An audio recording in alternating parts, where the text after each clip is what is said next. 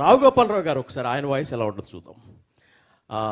ముత్యాల ముగ్గు సినిమాలో ఒక dialogue, hello hello hello secretary, ఓ పాల ఆకాశం వంక చూడు, ఆకాశంలో ఏదో మద్దరు జరుగుతున్నట్లేదు, సూర్యుడు నెత్తురుగడ్డలా లేడు, మాదికేది మడిసన్నాక కూసంత కాలాపోసన ఉండాలా, ఉత్తినే తిని తొంగుంటే మడిసికి గొడ్డికి తేడా ఏటుంటుంది, సర్లేదు ఎదవ నూ సెన్స్.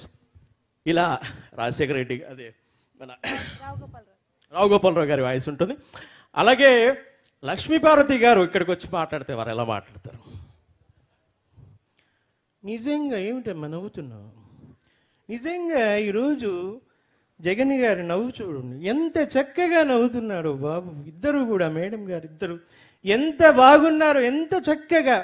అసలు అంత అందమైన నవ్వు ఎలా వస్తుందంటే అందమైన మనసులో నుండి ఆ నవ్వు పుడుతుంది. నా అల్లుడు ఉన్నాడు, ఎప్పుడైనా నవ్వాడా? ఏం బాబు నవ్వాడా? ఏమ్మా నవ్వాడా? ఎప్పుడైనా నవ్వాడా? ఇదిగో వస్తున్నాడు బాబు, మాటల్లోనే వస్తున్నాడు.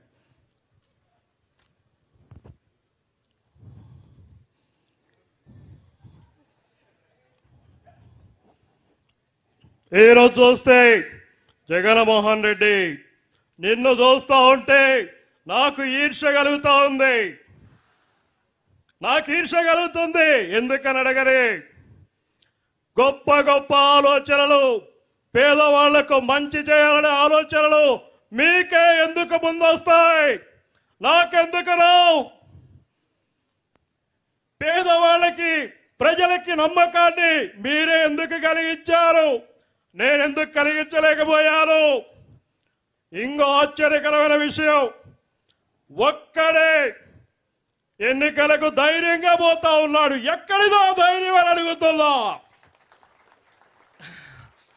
ఇది బాబు గారు నిజంగా చాలా కొడాలి నాని. నేను తెలుసుగా మీ అందరికీ, మనం సంక్రాంతి పండుగ అంటే చాలా సంతోషం, సంబరంగా ఉంటుంది. చంద్రబాబు నాయుడు ఏదో మాట్లాడతాడు, ఆయనకి ముందు ప్రజల మనసు ఏంటో తెలియాలి, ప్రజలకే సేవ చేయాలనేటువంటి ఆలోచన మనసులో ఉంటే వస్తుంది. కానీ పులిహోర కబుర్లు, పొగడి కబుర్లు చెప్తే ఎట్టగా ఉంటుంది. ఈ జన్మ కాదు, ఎన్ని జన్మలైనా ఇక ఆయన అట్ట మాటలు చెప్పుకొని బాధకడు. ఇది కొడాలి నాని గారి వాయిస్. అలాగే చివరిగా అన్న జగన్మోహన్ రెడ్డి గారి వాయిస్.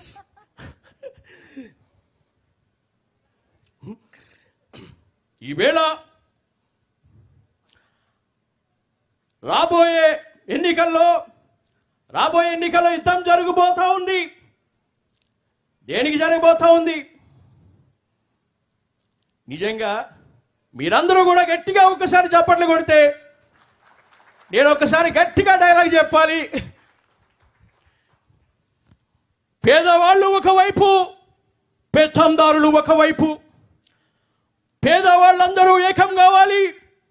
పెత్తందారీ వ్యవస్థను సమూలంగా నిర్మూలించాలి.